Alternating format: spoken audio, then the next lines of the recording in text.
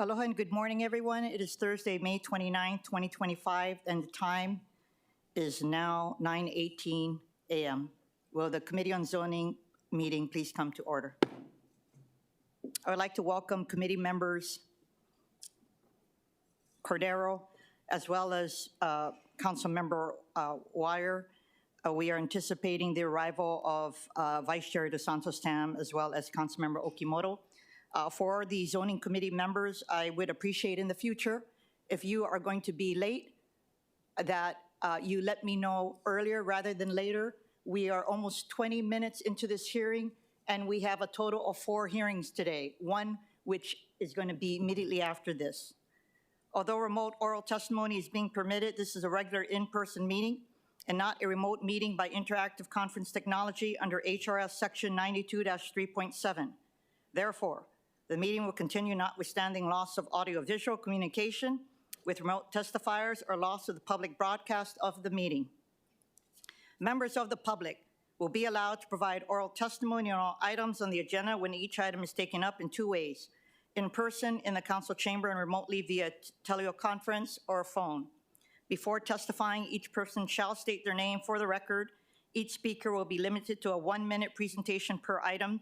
All persons who registered to testify in person will be called upon first. Persons who did not register will be given an opportunity to offer testimony after the registered testifiers. Once in-person testimony has concluded, I will proceed to the remote testifiers. When I call your name or the last 3 digits of your phone number, please follow the prompts to unmute. As both English and Hawaiian are official languages of the state of Hawaii, pursuant to Article 15, Section 4 of the Hawaii State Constitution, and Section 113 of the Hawaii Revised Statutes, members of the public may testify in either language. For oral testimonies offered in Olelo, Hawaii, additional time as may be necessary will be allowed for the testifier to provide an English translation of their testimony. Written testimonies, including the testifier's address, email address, and phone number, will be available to the public as described in the posted agenda. As a courtesy, please turn off or silence all cell phones for the duration of this meeting. Thank you. Moving to agenda item number 1 for action, resolution 25-103. This resolution confirms the appointment of John Uno to serve on the Building Board of Appeals of the City and County of Honolulu for a term to expire on December 31st, 2029. Members, we have posted on the agenda a proposed CD1 version of the resolution, which I submitted. For your information, a summary of the amendments is listed on the agenda. I'd like to call up John Uno, the appointee, to say a few words.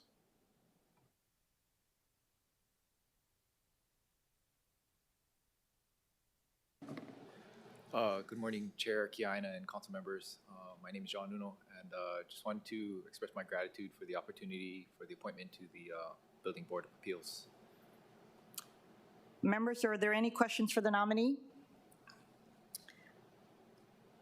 Mr. Uno, I wanted to thank you for your willingness to serve on the Building Board of Appeals. I know that is time-consuming, and I appreciate it, especially with our housing crisis. We need all of our boards fully,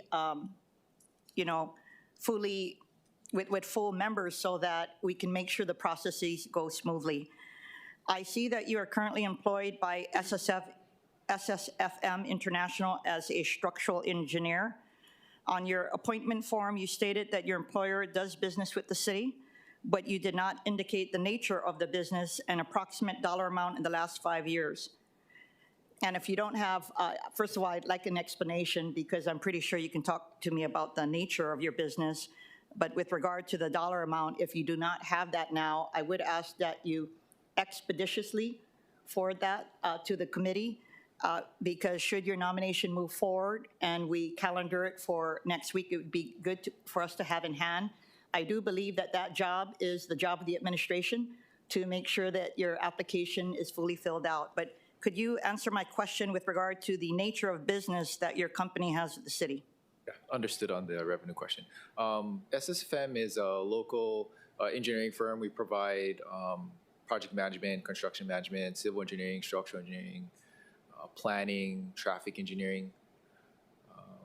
My role is the structural group manager, so I'm in charge of all the structural engineering projects servicing state, city, federal government. And do you know of any contracts that you guys have with the city currently? The company does have contracts with the city. I don't have that information readily available. Okay, that would be helpful. Yes. And again, I believe that it's the administration's job to prep you for such hearings. Understood. Do you anticipate having conflicts of interest during your term on the Building Board of Appeals? Not at this time. Okay, thank you. I do have a question for the administration.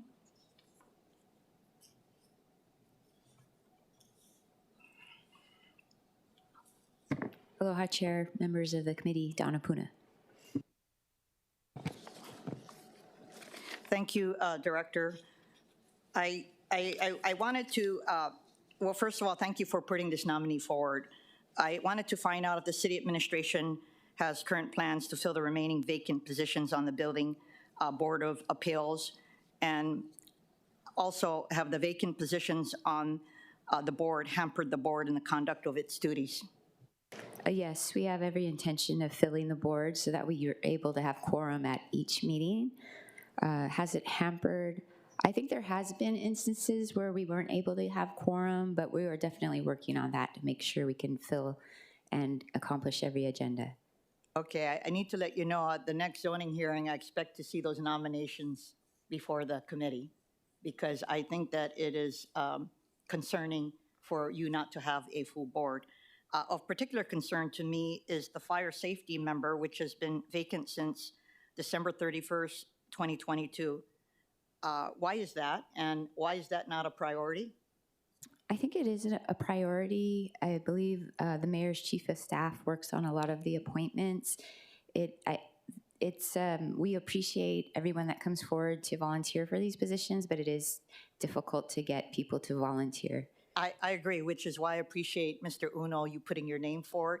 But I still have to say, out of all of the other members, and you have delineated in the ROH certain professions, but I would like to think, since fire safety seems to be a priority for the state of Hawaii, that you guys would care about making sure that you get someone to fill that seat. And if out of the vacant positions or holdovers, I guess I'm trying to tell you that I would highly recommend that you send that nominee over sooner rather than later. Yes, we will. Thank you. Okay, members, if there's no other questions for the director or for the nominee, I would like to take public testimony. Proceeding first with in-person testimony in the council chamber. Clerks, do we have any in-person testifiers for this item? Chair, there are none. Is there anyone else in the council chamber who would like to testify? Please come forward to the testifier podium and begin by stating your name. Seeing none, proceeding with remote testimony, or anybody standing by. Clerks, do we have any remote testifiers for this item? Chair, there are none. Members, do you have any other questions or discussion before I make my recommendation? Councilmember Weyer. Thank you, Councilmember Kiaʻāina. Wanted to just extend a mahalo to Mr. Uno for putting his name forward and being willing to serve in the volunteer position, and so extremely grateful and look forward to his service. Mahalo. Thank you. The chair recommends that Resolution 25-103 be amended to the posted CD1. Any discussion, any objections or reservations? Hearing none, the resolution has been amended to a CD1. The chair then recommends that Resolution 25-103 CD1 be reported out for adoption. Any discussion, any objections or reservations? Hearing none, so ordered. Moving to agenda item number 2. For action, Resolution 25-88. This resolution adopts a revision to the public infrastructure map for the Central Oahu Sustainable Communities Plan area to add a park symbol in the Royal Kunia neighborhood of Waipahu. Members, we have posted on the agenda a proposed CD1 version of the resolution submitted by Councilmember Weyer. For your information, a summary of the amendments is listed on the agenda. I will now defer to Councilmember Weyer, the introducer of this resolution, for an explanation. Thank you, Chair. I'll defer to the prior discussion on the entire resolution, but regarding the amendment, just for the Chair's update, after having a community meeting, some folks, or particularly those that had an address in proximity to the larger parcel, wanted their address stricken from the resolution. And so this is just to conform with that request. And would you like to talk about what this PIM is for? Oh, certainly. So essentially, as a public infrastructure map symbol, it's not making a commitment by the city for a particular project, but it's just identifying this location and facilitating discussion over the course of the next couple years for the Department of Parks and Recreation to review and evaluate the appropriateness of this particular parcel for a park location. And it just complements the funding in the CIP budget for this particular location as well. And largely it's a response to community concerns regarding this particular parcel, concerns about the lack of a maintained fire break, potentially homeless and other activity going on the parcel, and also just maybe the lack of maintenance, which of course we're not necessarily blaming on the owners. There's multiple owners and they're navigating their own complex legal issues as well. Thank you. Thank you so much for that explanation. Before I call up the administration, I would like to take public testimony. Proceeding first with in-person testimony in the council chamber. Clerks, do we have any in-person testifiers for this item? Chair, there are none. Is there anyone else in the council chamber who would like to testify on this item? Please come forward to the testifier podium and begin by stating your name. Seeing none, proceeding with remote testimony. Clerks, do we have any remote testifiers for this item or anybody standing by? Chair, there are none. Thank you so much. For the administration, we have Dawn Takeuchi Opuna, Director of Planning and Permitting. Thank you, Chair. We have no objections to the proposed CD1 for this PIM, and we're here to answer any questions. Thank you so much. Members, are there any questions for the director? Members, do you have any other questions or discussion before I make my recommendation? The chair recommends that Resolution 25-88 be amended to the posted CD1. Any discussion, any objections or reservations? Hearing none, the resolution has been amended to a CD1. The chair then recommends that Resolution 25-88 CD1 be reported out for adoption. Any discussion, any objections or reservations? Hearing none, so ordered. Moving to agenda item number 3, for action, Resolution 25-152. This resolution adopts a revision to the public infrastructure map for the Central Oahu Sustainable Communities Plan area to add a government building symbol in Wahiawa. Members, we have posted on the agenda a proposed CD1 version of the resolution, which I submitted. For your information, a summary of the amendments is listed on the agenda.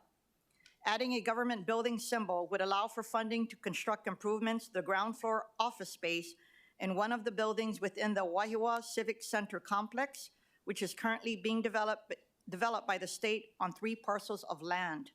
The city's Department of Customer Services plans to lease 4,340 square feet of office space from the state in the building located at 910 California Avenue and identified as tax map key 74006-012 to relocate its Wahiawa driver licensing and satellite city hall offices from their current location at the Wahiawa Police Station at 330 North Kane Street.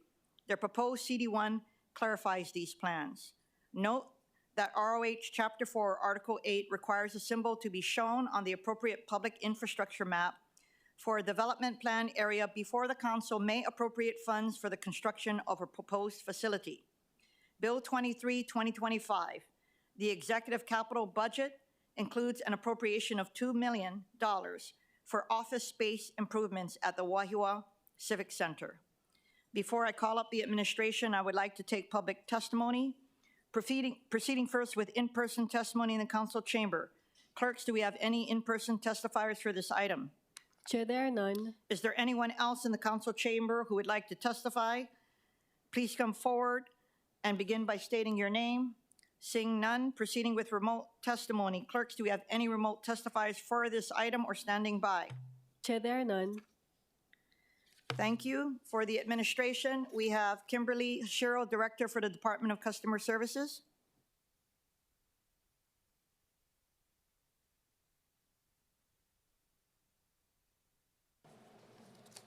Hi, good morning, Chair and members. Kim Hashiro, Director for the Department of Customer Services. We appreciate the time to discuss this project. We're very much looking forward to relocating our existing Wahiawa driver's license and satellite city hall offices to this new facility. As Chair Kiaʻāina mentioned, we requested $2 million in the next CIP budget for this construction improvement to build out our space. We will be improving our services to the community by expanding counter space and implementing, it actually coincides with implementing an updated driver's license system. And we anticipate being able to provide very efficient service to the community. Thank you. Members, are there any questions? Thank you, Director. I fully support this project. I do have to say this, though, because I hope we don't have to deal with this next year for your agency or any other agency, because there is a process at DPP to undertake outreach and due diligence efforts. It would be nice to have forewarning of such a project months in advance. You are very lucky that this is being agendized today, and I want to let you know that, because I know you guys are working hard, but there are processes. So for your agency and all other city agencies, I just would like for you guys to have a little more respect for the process of what DPP has to undertake to be able to do a report for you and to calendar this and to afford the general public an opportunity to have a say on this, okay? Understood. If there are no other, Oh, Chair, yeah. Yes, actually, Councilmember Cordero. You asked a bit of the question, what I was going to ask, which was going to be the difference between the council-initiated public infrastructure map as well as the administration's public infrastructure map, because as you heard, Councilmember Weyer, or Council Vice Chair Weyer had a community meeting about his PIM, and now this is moving forward. We know that the Civic Center started breaking ground back in 2023, and I know it's not related to the city, but since we are adding a PIM for this area, when was the administration going to be doing similarly to what Council Vice Chair Weyer did, which is going out to the community? So what happened with this project is this is the first CIP project that CSD has requested under this administration, and I apologize because I wasn't aware of this requirement. When we became aware of it, it was late in the process. It was actually this past spring, just a few months ago. And so that is our responsibility. And moving forward, we will not let that happen, certainly. I'd like to reassure Council that the state, as they proceeded to build out this project, they did conduct neighborhood board outreach, which was included in the packet. And we do believe that sufficient communication to the community has occurred through that process. But we will do whatever we need to and as much as possible to fully promote this for the city also. Thank you. Yes, Director, I'm not knocking the project at all. I fully support it. I'm excited for Wahiawa to get this and have better offices and all, but as Chair Kiaʻāina mentioned, process is process, and the timing is everything for this. And my question is, when was this build out for the leasing as well as the construction for the offices placed into the budget? Was it in the proposed budget, or was it requested to the council member of the district or the budget chair to put in? It was included in CSD's CIP budget. So we submitted that last fall and went through administration's process to review and justify the funding. And then it was included in the mayor's CIP budget. Thank you. I'm hoping that there could be better coordination for meeting those PIM deadlines as well as it goes through the budget process as well. Thank you. Thank you. Thank you. Chair. Yes, Councilmember Weyer. Thank you, Chair. And just to follow up on that, because I do see, I don't think it's unique to CSD and seeing the other PIM resos that have been going on too. So I'm just curious, it's the individual department that typically initiates the process, or would it be BFS noting it like when they're reviewing the proposals, or because there's another project that I know it's canceled, but I'm just curious, like if there's a standard, who's kind of responsible? So it is the department's responsibility to work with DPP and provide all the information. I think what's missing in the process is a clearer understanding for us as far as what the requirements are.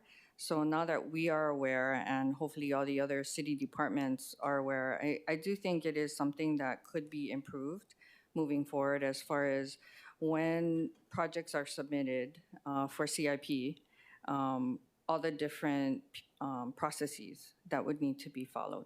Okay, and appreciate that. And that's helpful for us just to know as budget's coming in too. So appreciate that. Thank you, Chair. Thank you. And Director, you know, I thank you for acknowledging that. For the DPP Director, I think it would be very helpful to send out a memo to all of the agencies just to remind them so that we don't get saddled with a similar circumstance. And quite frankly, what happens is the DPP staff, who probably had other projects, had to prioritize this to make the deadline because this was an administration priority and it was inserted into the budget. So thank you so much. Just one last comment. We do very much appreciate DPP and Council's ability to schedule this before the budget bill is voted on. Thank you. And Councilmember Cordero, I did want to clarify the difference. There actually should be no difference. I believe that a council member proposal should go through the process. Regrettably, I did move two measures recently that should have gone through the process, which is why the measure introduced by Councilmember Weyer, I postponed it until today so it would go through the process, go through the proper processes. I commit that that will not happen again, and that all council members have to abide by the same process as the administration with regard to PIMS, because this is not about the merits of a project, it's about ensuring that the community was properly informed, especially those neighbors who are going to be impacted by a project. But I'm Chair. Yes. Really quick. Yes, as the former budget chair, I know that all members do know that there are deadlines to submit their PIMs to OCS and work on it so that it can be included into the budget. So just wanted to note that. Thank you. If there's no other questions, I also wanted to acknowledge Chair Waters for being here. The chair recommends that Resolution 25-152 be amended to the posted CD1. Any discussion, any objections or reservations? Hearing none. The resolution has been amended to a CD1. The chair then recommends that Resolution 25-152 CD1 be reported out for adoption. Any discussion, any objections or reservations? Hearing none, so ordered. Moving to agenda item number 4 for action, Resolution 25-158 has been canceled, and that is because more legwork has to be undertaken for this matter. Moving to agenda item number 5, and this relates to a special management area major permit. But before I describe this resolution, I wanted to make a comment for all agents. We have 4 PowerPoint presentations on a boundary amendment and 3 SMAs, and many of you, this is not your first rodeo. So I highly recommend, I have 4 PowerPoints today, and only one of them has the courtesy of actually having a cover sheet with the project, what the permit is, it's before the zoning committee, and what the date is. I have 3 other presentations today that don't even do that. And again, I just want to tell you, I don't know what's going on here. So should these matters move forward today, I highly recommend that you modify your PowerPoint for the full council. This is not rocket science. I know many of you do a lot of good work in the community, but it doesn't even say what this is for. So if the general public were to read this, they would have an idea. So for action, Resolution 25-68. This resolution grants a special management area major permit to Donna and Jude Baker to allow for the construction of a new two-story, single-unit detached dwelling with an elevated jacuzzi, rooftop photovoltaic solar system, and courtyard area with a circular driveway and 6 vehicle parking spaces. Posting an existing mobile single-unit dwelling with an attic and 2 uncovered parking spaces. Installation of an individual wastewater system. Construction of perimeter fencing and gates and landscaping improvements on an approximately 31,385 square foot shoreline lot, Zone R5 Residential District, located at 59205 Kainui Road in Pupukea, Paumalu, and identified as tax map key 59002-059. Members, we have posted on the agenda a proposed CD1 version of the resolution, which I submitted. For your information, a summary of the amendments is listed on the agenda. The posting of the second existing dwelling involves attaching a mobile, wooden, 589 square foot dwelling to the ground. In a letter dated December 2nd, 2024, the State Department of Land and Natural Resources, Land Division, expressed concern about an existing concrete rubble masonry wall located on the west side of the property, which ends a short distance mauka of the certified shoreline and encroaches into the 60-foot shoreline setback area. Due to anticipated coastal erosion, the wall is expected to eventually extend makai of the regulatory shoreline and into the State Land Use Conservation District.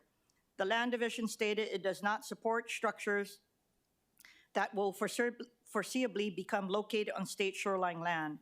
The proposed CD1 includes condition B4, which requires the applicant, at the applicant's expense, to remove any portion of the wall that may eventually fall makai of the regulatory shoreline and within the State Land Use Conservation District. Based on the University of Hawaii sea level rise viewer, approximately 1/3 of the makai portion of the project site will be subject to coastal erosion with 3.2 feet of sea level rise by the year 2100, and approximately 20% of the makai portion of the project site will be subject to coastal erosion with a 2.2 feet of sea level rise by the year 2075. The new primary dwelling is proposed to be located just mauka of the 60-foot shoreline setback area.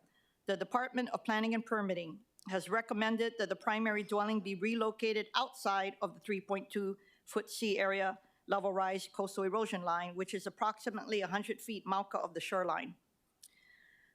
The 2-sea level rise coastal erosion line is approximately 65 feet mauka of the shoreline, which is the applicant's proposed location for the primary dwelling. The applicant's rationale for siting the primary dwelling on the makai portion of the project is based on that area being at higher elevation than the rest of the site, with the lowest elevation being on the mauka portion of the site. Based on information from the University of Hawaii Climate Resiliency Collaborative, the Department of Planning and Permitting indicated that the higher elevation on the makai portion of the site was likely formed by large storm waves, and that this elevated berm consists mostly of jockus sand to a depth of about 100 feet. However, the mauka portion of the project site has the lowest elevation, is prone to flooding from stormwater flowing down from the mountains. To address this, the applicant plans to install additional drainage and flood control measures on the project site. The applicant indicated that the shoreline along the project site is located on a section of rocky point that consists of a rocky reef and underlying bedrock. This rocky shelf extends out into the ocean and breaks up the large ocean swells before they reach and erode the shoreline, and acts somewhat as a natural seawall that protects the project site from erosion. The department stated that the potential danger is that large waves may eventually erode both the rocky shelf and the shoreline. The applicant designed the primary dwelling to incorporate elevated concrete micropiles, which are small diameter deep foundation elements. Soil excavated for the pilings will be used for backfill purposes, but infill for elevation purposes is not proposed. The dwelling will be elevated more than 18 feet, which is the base flood elevation, and the ground level under the dwelling will only be used for parking. The applicant obtained a permit to install the project's individual wastewater system in 2023. At the time the permit was issued, a 40-foot shoreline setback area was required, and the plan was to locate the septic tank just mauka of the primary dwelling. With a 60-foot required shoreline setback, the septic tank will still be installed, just Mauka of the primary dwelling. But if the primary dwelling is required to be relocated considerably inland, the septic tank will be located in the low elevation area of the project site that is the most prone to flooding. Taking all of these factors and issues into consideration, but at the same time recognizing that all property owners should be able to make reasonable use of their property, Condition B1 of the proposed CD1 requires that all structures be relocated Mauka of the 2.0-foot sea level rise coastal erosion line, and Condition B2 requires that all project structures incorporate a sufficient structural foundation design so that the proposed structures will remain sound throughout their operational lifespan. In addition, Condition B3 requires pervious surface materials to be used for the project's driveway, parking areas, and areas under the elevated structures. Joining us in the council chamber is Jim Hayes from Planning Solutions, Inc., the applicant's agent, who will be providing a brief presentation. For your information, the presentation is available online as Miscellaneous Communication 306-2025. Thank you, Chair. That was a wonderful presentation regarding the project, and I'll just add a few brief slides here. This slide shows the location of the project. It is a shoreline lot in the SMA in the Rocky Point area. And as has been reviewed, it's in the R5 zone and roughly 30,000 square feet in size. This aerial photograph shows that the site is largely undeveloped, while the surrounding R5 zone parcels are developed at a density consistent with their zoning. There's a single tiny dwelling on the site that will be relocated to the Mauka side of the site in the future. And for reference, when you're looking at this photograph, you can see that tiny dwelling there near the shoreline. The proposed development will occur inland of that tiny dwelling as it sits today. And it will also be inland of the residences on either side of it. This figure, taken from the UH Sea Level Rise website, illustrates the sea level rise exposure area and coastal erosion hazards that the chair reviewed. The UH model was developed to inform regional land use guidelines and decisions, not parcel-specific land use decisions. It makes several assumptions that are not applicable to all sites, including that the subsurface consists entirely of sand. This area, called Rocky Point, is called that for good reason, and as the chair reviewed, there are, and you can see in this aerial photograph, there are coral bedrock features along the shoreline and under the site, and that those features will protect the site to some degree. The extent of the exposure area, which is shown in blue, that extends further Mauka, is related to annual high wave flooding. This graph, also obtained from the UH website, illustrates how the shoreline has changed over the past nearly 100 years. And it just generally illustrates that the shoreline has varied, and some of that variation may be due to regional or seasonal variation. We all know that the winter conditions on the North Shore are substantially different than summer conditions.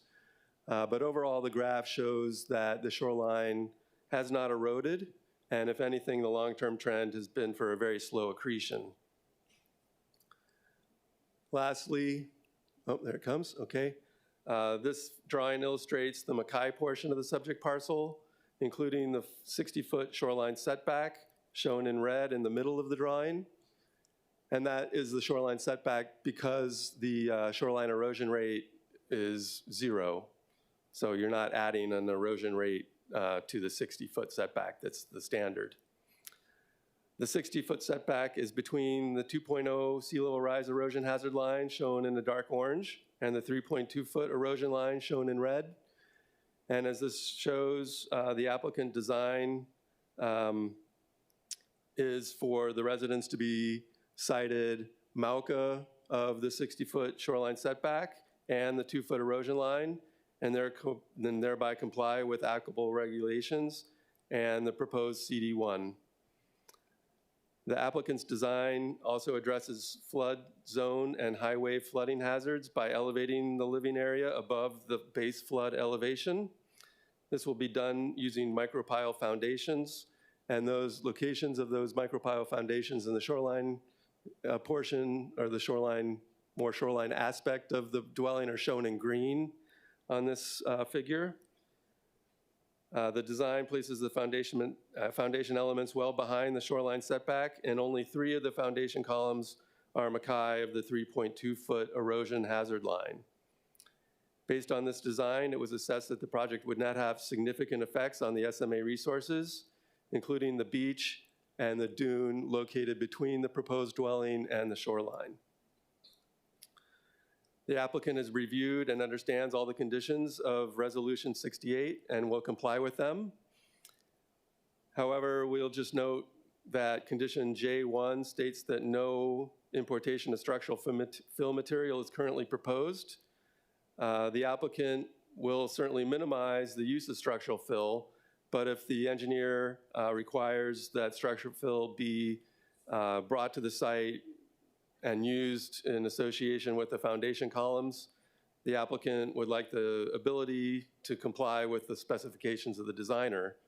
We think that the condition as written allows for that, but just wanted to bring that up for transparency.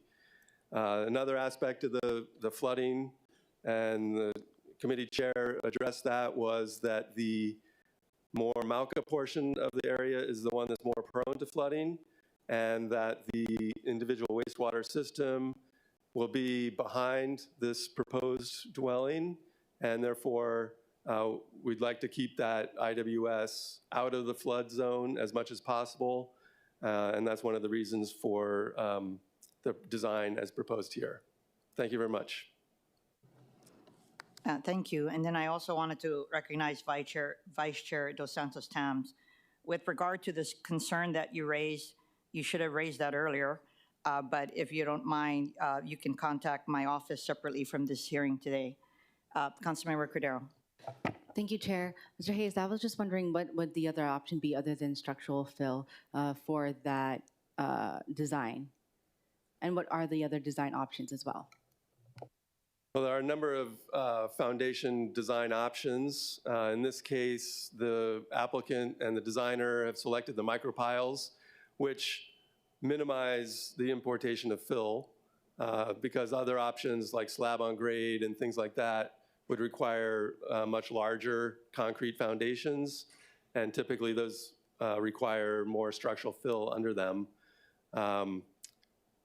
But I'm not a structural engineer, so I can't really answer the specifics of when and how structural fill is specified by the designers.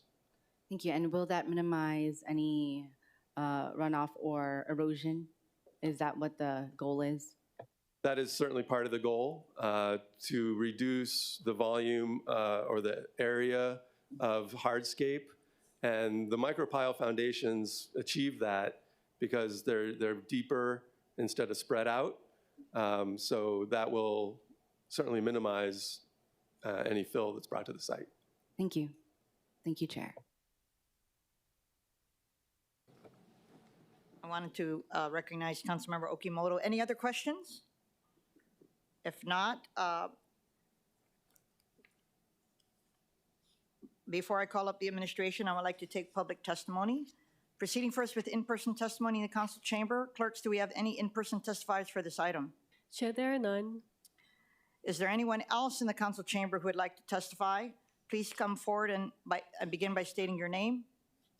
Seeing none, proceeding on with remote testimony. Clerks, do we have any remote testifiers for this item?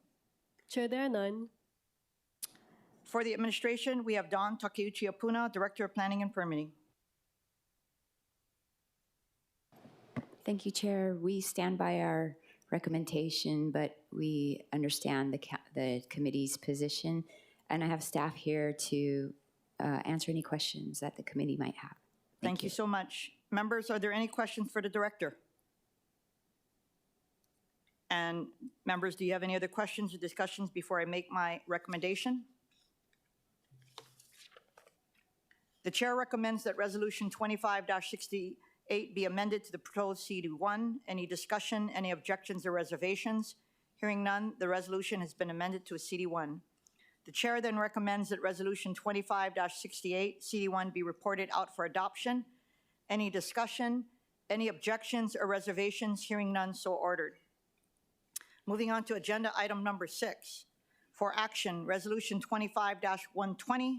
This resolution grants a special management area major permit to Beachside LLC to allow for alterations and additions to an existing 2-story single-unit dwelling, including the addition of a new 2-car attached garage, front gate, and shade structure, replacement of an existing driveway, relocation of an existing swimming pool, decommission of an existing sand volleyball court, and landscaping improvements on an approximately 31,228 square foot shoreline lot in the R10 residential district located at 111 Kailua Loop in Kailua and identified as tax map key 43083-008. Members, we have posted on the agenda a proposed CD1 version of the resolution, which I submitted. For your information, a summary of the amendments is listed on the agenda. The applicant proposes to excavate approximately 420 cubic yards of soil, primarily for the proposed swimming pool, which will be relocated further mauka on the project site between the existing dwelling and the street. Approximately 320 cubic yards of the excavated soil will be used as fill material, mostly to fill the existing swimming pool, which will be abandoned. The remaining excavated soil will be used on the Makai side of the property to add new pervious landscape area, contour grading, and revegetation to control erosion. If there is not enough excavated soil to use as fill material, the applicant may need to import a minimal amount of topsoil for landscaping purposes. Conditions to minimize the spread of invasive pathogens, pests, or plants are included in Condition D of the proposed CD1. The existing dwelling is approximately 150 feet from the certified shoreline, and the project is outside of the 60-foot shoreline setback area. Approximately 25% of the Makai portion of the project zoning lot is projected to be impacted by 3.2 feet of sea level rise by the year 2100, but the project itself is outside of the 3.2-foot sea level rise exposure area. A 2013 archaeological literature research and field inspection prepared by Cultural Service Hawaii found no evidence of cultural artifacts. The project site contains Jacques sand, which often contains archaeological sites or remains, so Condition B includes a standard stop work condition that will apply if archaeological resources are discovered during project construction. Joining us in the council chamber is Hugh Brady from Wilson Okamoto Corporation, the applicant's agent, who will be providing a brief presentation. For your information, the presentation is available online as Miscellaneous Communication 300 2025. And thank you for the agent for putting a cover sheet on your presentation for today. Thank you, Chair. I have a quick presentation that I'll go over some of the key points, a lot of which you mentioned.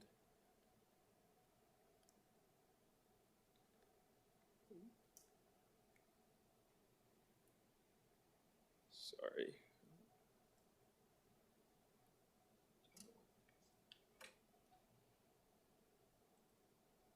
Some technical difficulties.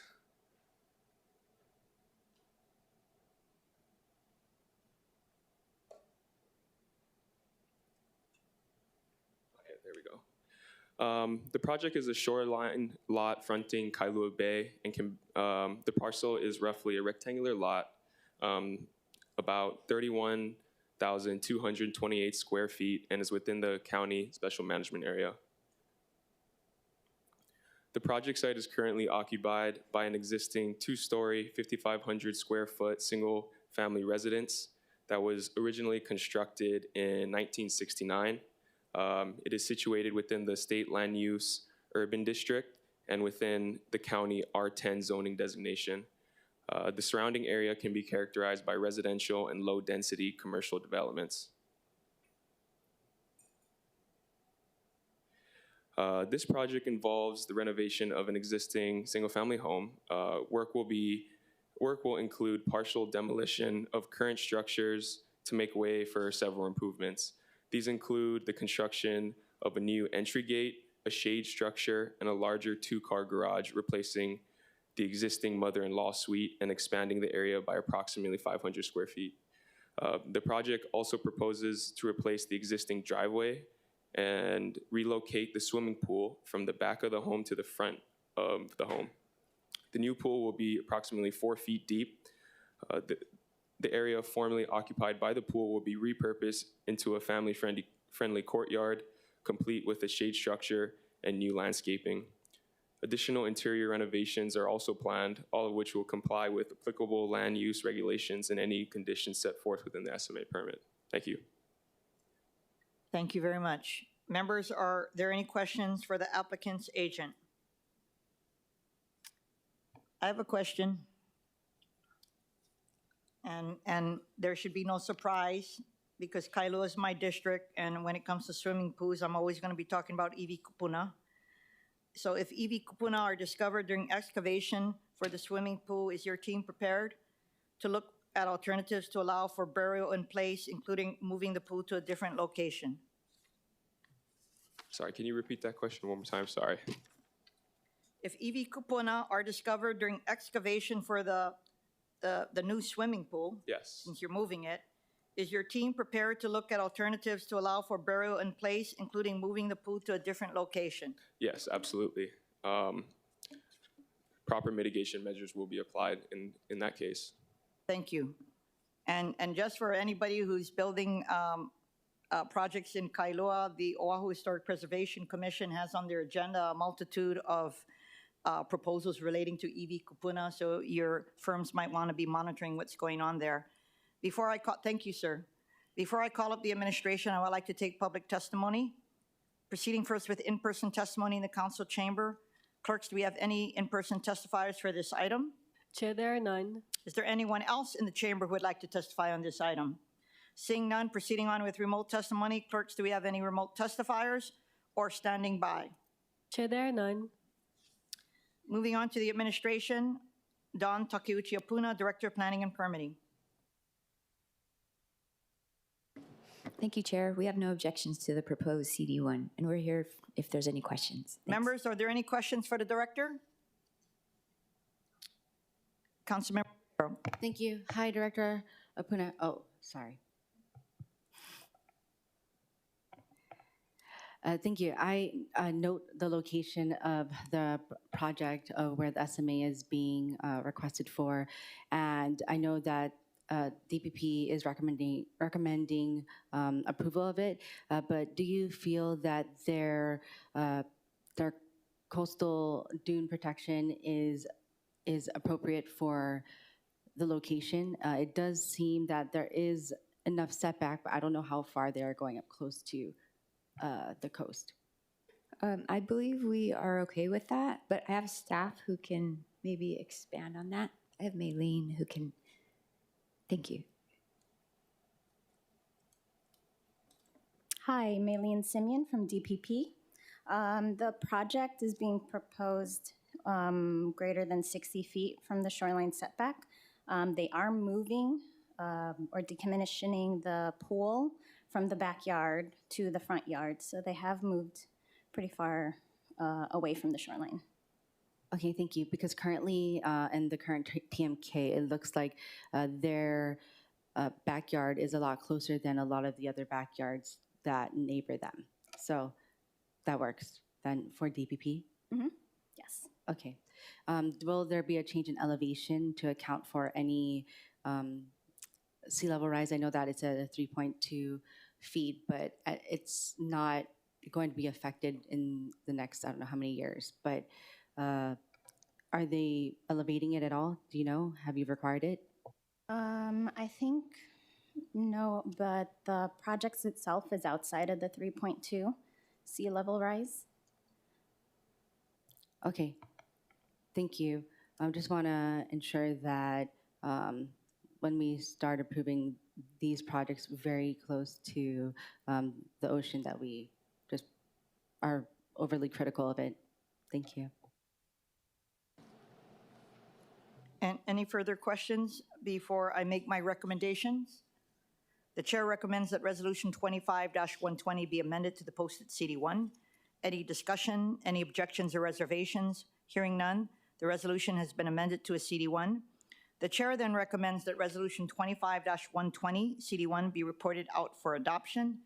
Any discussion, any objections or reservations? Hearing none, so ordered. Moving to agenda item number 7 for action. Resolution 25-144. This resolution grants a special management area major permit to 55133 LLC to allow for the demolition of an existing single-unit dwelling and the construction of a new 2-story single-dwelling unit with an attached garage and swimming pool on approximately 77,198 square foot shoreline lot, Zone R5 Residential District, located at 55133 Kamehameha Highway in Laie, and identified as a portion of tax map key 55001-014. Members, we have posted on the agenda proposed CD1 version of the resolution, which I submitted. For your information, a summary of the amendments is listed on the agenda. In 2008, one zoning lot was subdivided into 4 separate zoning lots. Lot 1 was designated as a separate tax map key number, and lots 2, 3, and 4 were designated as a part of the same tax map key number. The project is located on lots 2 and 3, which has been jointly developed under a 2011 conditional use permit and has 2 existing dwellings. The project includes demolition of dwelling A and the construction of a new dwelling to replace dwelling A. Dwelling B is under separate ownership and no work on dwelling B is proposed. The project does not involve Lot 4, which is a separate zoning lot that is also under separate ownership. The required shoreline setback for the project zoning lot is 60 feet, while the project's building permit application was submitted on March 11, 2014, prior to the shoreline setback changes that became effective on July 1st, 2024.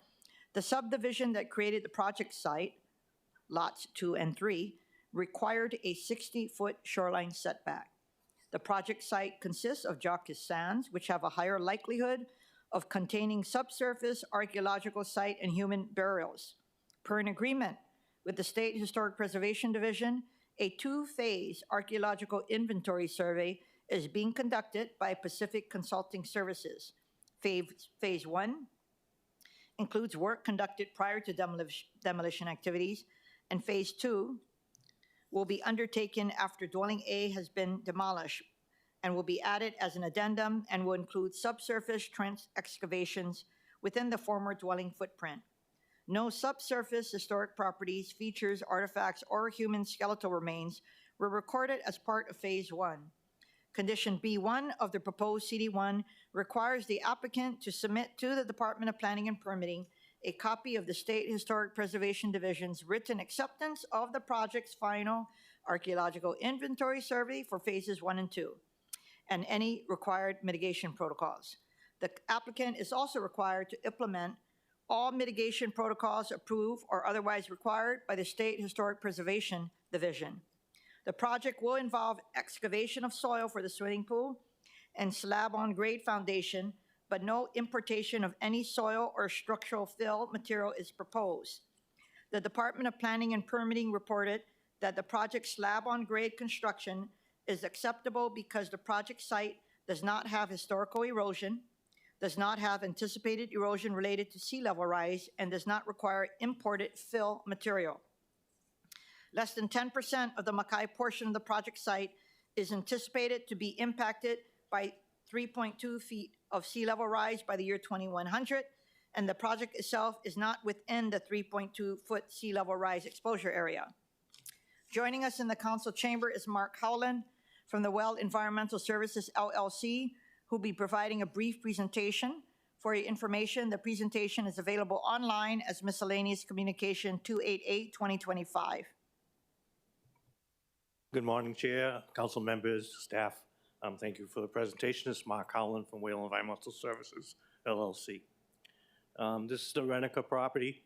This is lots 2 and 3, as aforementioned. It's demolition of the existing dwelling on lot 2 and replacement of a new single-family dwelling. As we always state, this is the part we asked the committee to evaluate the proposal as DPP has already. The action location map is south of the Polynesian Cultural Center along the Cam Highway. One thing to add is lot number 4 was under an SMA minor and has been recently granted last year. So besides this major for lot 2 and 3, lot 1 was done with a major many years ago. This is a new single-family dwelling, has said. Its parcel area is 1.1 areas of the whole parcel. There is an erosion area of 1945 square feet. It's been taken off for the impervious surface area calculations. However, we are far under the 50% requirement.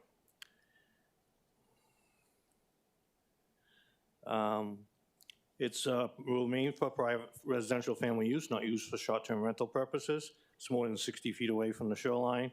It's on a currently occupied lot in the R5 and is subject to the development standards in Chapter 21. Its construction costs are estimated about $1.2 million. This is the overall parcel. As aforementioned, is considered as one subject parcel, even though it's 3 lots. This is the planned project. As you can see, the long L-shaped building that's being demolished is being replaced with this T-shaped type building proposed. And again, set properly with foundations. This is current site photos of the property. As you can see, even though the soil types are jack sands and clays and beach sands, there's no work proposed in the beach sands. A lot of this site has been altered in the past.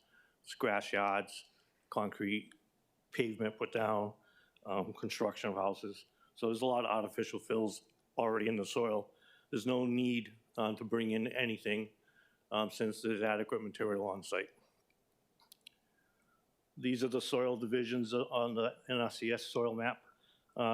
Beach sands far out, jack sands along the shoreline and coming into the site, and clays and looms in the forepart by the Cam Highway.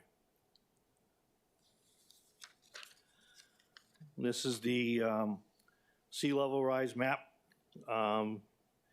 As you can see, the red balloon denotes the overall parcel, but lots 2 and 3 are in the white area and not really impacted by the sea level rise. This has accretion along the shoreline, so there'll be no change to the 60-foot setback. As most of Oahu's shorelines, it's slightly impacted along the shoreline by the Category 4 hurricane surge. U.S. Fish and Wildlife is not in any critical habitat, and along the shoreline, there are proposals nearby basically to protect the monk seals and endangered seabirds, but there's none proposed in front of this property. Again, we always put the conditions that the council and the DPP has recommended. The shallow foundations, immediate halt to construction should artifacts be notified. Recognition of rapid runoff, need for erosion controls. Wildlife concerns, that's the second halt work order we always put in. If any endangered species come onto the site, such as shearwaters nesting, immediately there's a stop work order. U.S. Fish and Wildlife and DLNR will be notified. Dark sky provisions will apply to all lighting. Clean soil provisions will apply for any imported soils, even though none are upland. And then there's SMA acknowledgements such as liability released to Sydney County in the event of climate change creates loss. So I'm open to any questions that you may have. Thank you. Thank you so much. Members, any questions? Councilmember Cordero. Thank you. For the presentations, let's see, 1, 2, 3, 5th page, I noticed that the planned project map is very blurry, both online as well as what's in our presentations here. So I would have wanted to see that better if you could direct us to a better plan project map or drawing, maybe in your application or so, it would be helpful for our presentation. Yes, I could forward you the Thank written you. statement, which has large 11 by 17 project maps. Thank you. Welcome. Any other questions? Okay, my question is similar to my last question for the last agent. If iwi kupuna are discovered during excavation for the swimming pool, is your team prepared to look at alternatives to allow for burial in place, including moving the pool to a different location? Yes, we already told the builder marshal to do so. Thank you so much. Before I call up the administration, I would like to take public testimony. Proceeding first with in-person testimony in the council chamber. Clerks, do we have any in-person testifiers for this item? Chair, there are none. Is there anyone else in the chamber who would like to testify? Please come forward. Seeing none, proceeding with remote testimony. Clerks, do we have any remote testifiers for this item or anyone standing by? Chair, there are none. For the administration, we have Don Takeuchi Apuna, Director of Planning and Permitting. Thank you, Chair. We have no objections to the proposed CD1, and we're here for any questions. Members, any questions or discussion before I make my recommendations? Any questions for the Director? If not, the Chair recommends that Resolution 25-144 be amended to the posted CD1. Any discussion, any objections or reservations? Hearing none, the resolution has been amended to a CD1. The Chair then recommends that Resolution 25-144 CD1 be reported out for adoption. Any discussion, any objections or reservations? Hearing none, so ordered. Moving to agenda item number 8 for action. Bill 33, 2025. This bill amends the administrative enforcement provisions for violation of the standards and requirements of the land use ordinance. I don't see Chair Waters here. I'm wondering, I'd like to poll my committee members. Would you like to move this since to the last item so that we move forward for discussion only? Are you guys okay with that? I do understand, given the concerns of Council Chair Weyers with regard to monster homes in his district. Oh, I'm so glad that you have joined us for this agenda item, Chair Waters. Okay, let me move forward again then. For action, Bill 33, 2025. This bill amends the administrative enforcement provisions for violation of the standards and requirements of the land use ordinance. Members, we have posted on the agenda a proposed CD1 version of the resolution, which Council Chair Waters submitted. For your information, a summary of the amendments is listed on the agenda. I will now defer to Council Chair Waters, the introducer of the bill, for the explanation. Thank you so much. As you know, I've been battling against monster homes in my district since I've been elected in 2019. And there's been a proliferation, especially in my district, but all over the island. And what I've noticed is that when they're issued a stop work order, the builders continue to build despite the order. And what I've learned was that if they don't actually receive the stop work order via certified mail, then it's not deemed proper notice. So what I'm suggesting is that DPP be given another tool to simply post the stop work order on the property. And that provides sufficient notice. And therefore can hopefully get them from stopping this illegal activity. So that's all this does. I know DPP has a problem with it. They want to continue with the certified mail first, and if that doesn't work, then they're allowed to post. But I'm saying they could do either or. And in some cases, I think it's more effective to post the stop work order right on the property. So thank you for having a hearing on this, and I look forward to a lively discussion. Thank you. Thank you, Chair. Before I call up the administration, I would like to take public testimony. Proceeding first with in-person testimony in the council chamber. Clerks, do we have any in-person testifiers for this item? Chair, there are none. Is there anyone else in the council chamber who would like to testify on this item? Please come forward to the testifier podium and begin by stating your name. Aloha, Angela Melody Young, testifying on behalf of CARES. So as a soon-to-be licensed real estate agent, I'm preparing a lot of studies, and I'm actually really going to take my test soon. So when people come from Waianae to Kalihi, they're like, oh my gosh, the Chinese have built all these monster homes. And I'm like, okay, it's just the difference between the lifestyle and going from disadvantaged neighborhoods to town. So I think public perception of monster homes is something that should be addressed through ordinance. I'm just commenting. I'm not for or against, neutral.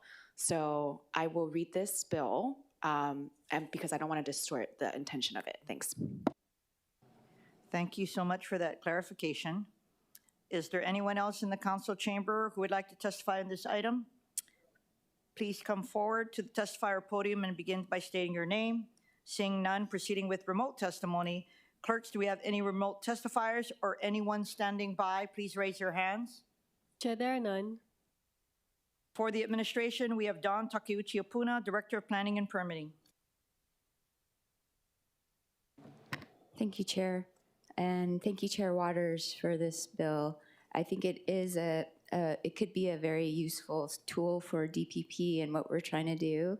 As far as the posting, I think it's more of just a legal issue if service is proper if we post first. But I think that we could work it where we could provide certified mail and posting kind of simultaneously in order to achieve the purpose of what Chair Waters is looking at.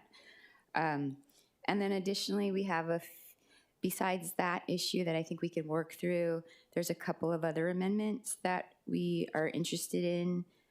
One is removing subsection 6 from subsection D on page 3 of the bill, which says a statement of the actions that are necessary to correct the violation. We don't think that that's necessary to be on the violation. And then for our ability to publish notices in the paper, which is very expensive, we want to kind of cut down on excessive information that would be costly to the department. Other than that, we look forward to working with the committee on this bill. Thank you. Thank you, Director. Before I open the floor, I guess I just wanted to ask your position. So I do understand that you guys have some tweaks.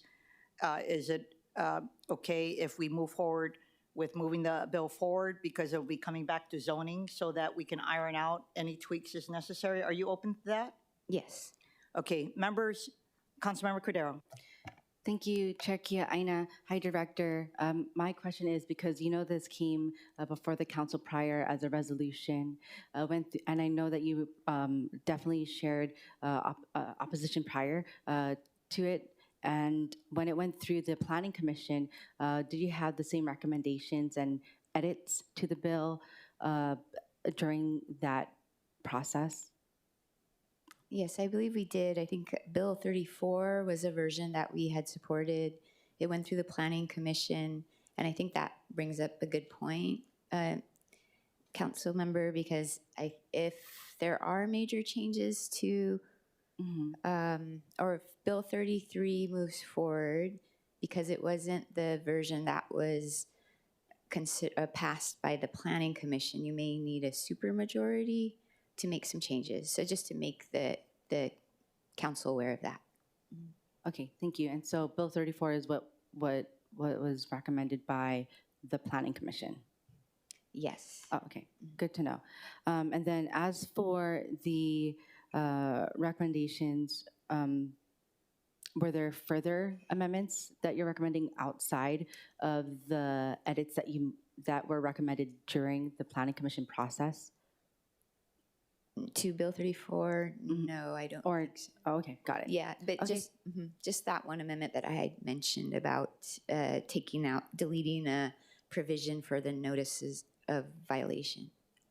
Okay, thank you very much. Thank you, Chair. Any other questions? Thank you so much, Director. If there are no other questions, I'm going to be making my recommendations. The chair recommends that Bill 33, 2025 be amended to the posted CD1. Any discussion, objections, or reservations? Hearing none, the bill has been amended to a CD1. The chair then recommends that Bill 33, 2025 CD1 be reported out for passage on second reading and scheduling of a public hearing. Any discussion, any objections or reservations? Hearing none, so ordered. Moving to agenda item number 9 for discussion only. Bill 37, 2025. This bill amends a portion of the state land use district boundary map in Haleiwa, Oahu, from the agricultural district to the urban district. The property subject to the state land use district boundary amendment is an approximately 7.292 acre portion, referred to as the petition area, of an approximately 7.525 acre zoning lot identified as tax map key 62005-002, referred to as the Haleiwa Quadrangle. The remaining 0.233 portion of the Haleiwa Quadrangle is already classified as within the state land use urban district and consists of a portion of Opaiula Road. Basin Project Inc. owns the Haleiwa Quadrangle, and Haleiwa Backyards LLC is the applicant. The Haleiwa Quadrangle is located within the Haleiwa Special District. This state land use district boundary amendment is the first step for the applicant to obtain regulatory entitlements for the planned development of the Haleiwa Quadrangle with approximately 150 to 156 low-rise apartment dwelling units, approximately 30,000 square feet of commercial space, parking, and a wastewater management system. Once the site is classified as within the state land use urban district, it would allow for a rezone of the site from the AG1 restricted agricultural district to the B1 neighborhood business district and A1 low density apartment district.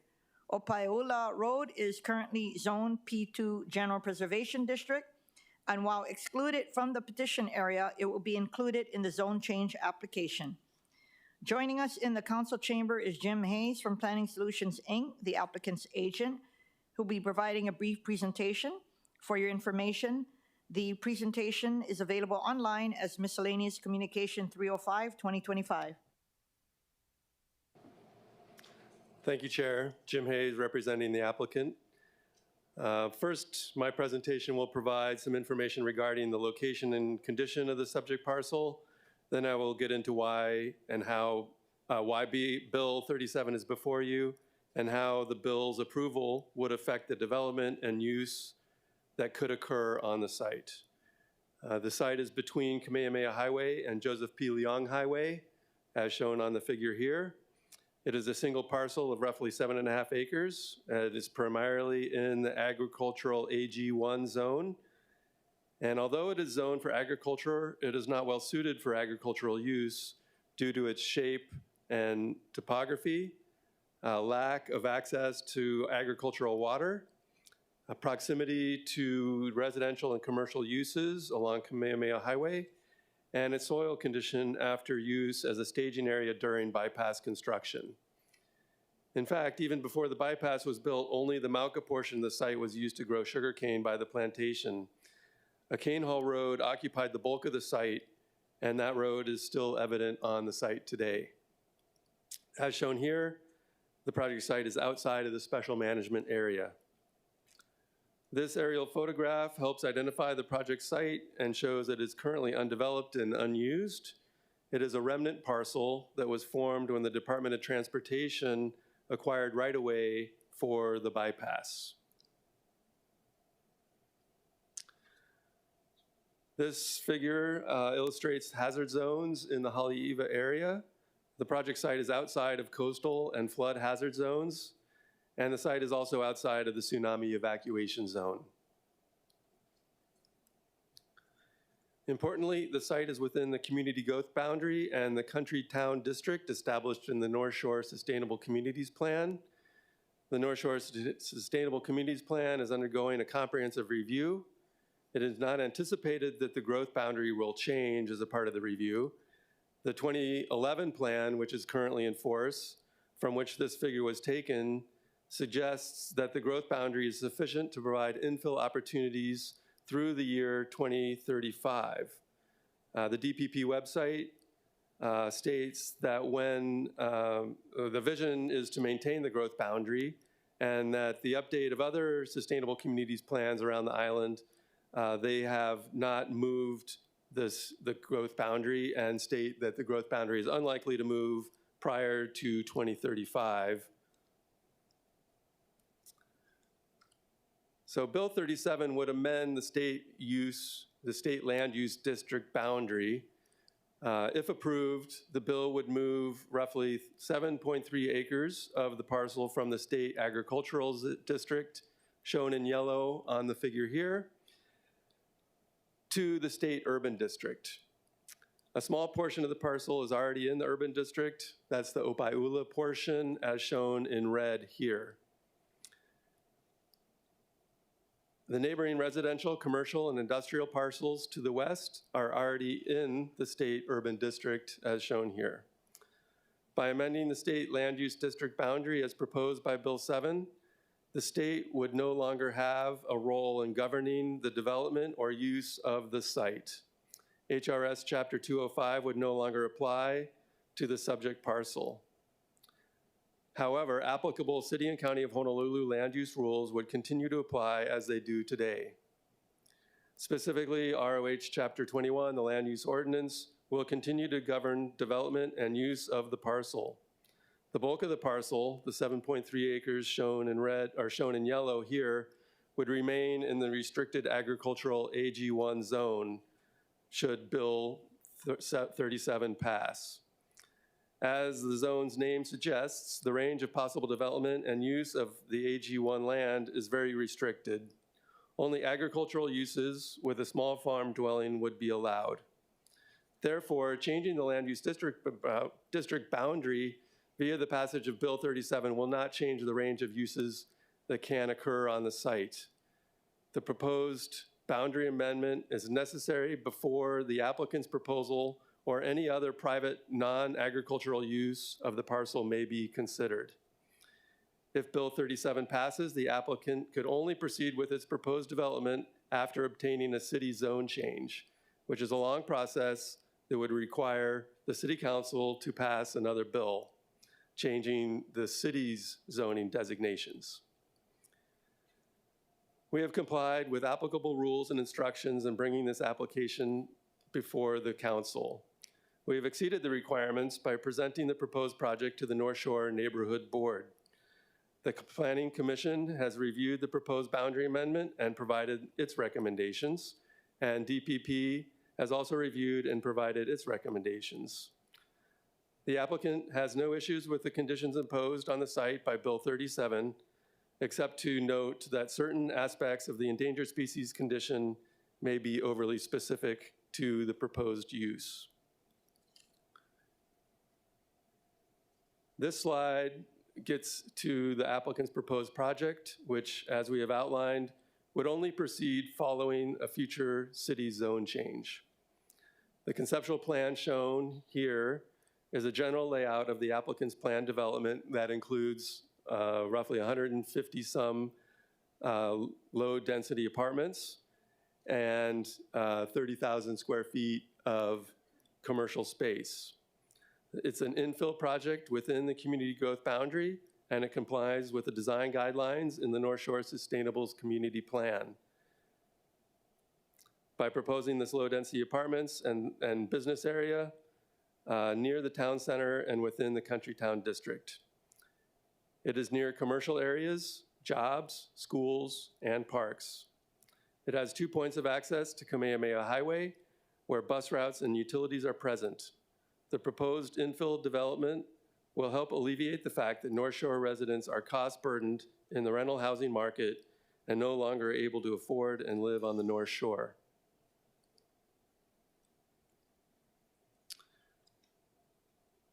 This is my last slide, and we provide this for informational purposes to address community interest in affordable housing and how applicable rules apply to the proposed project.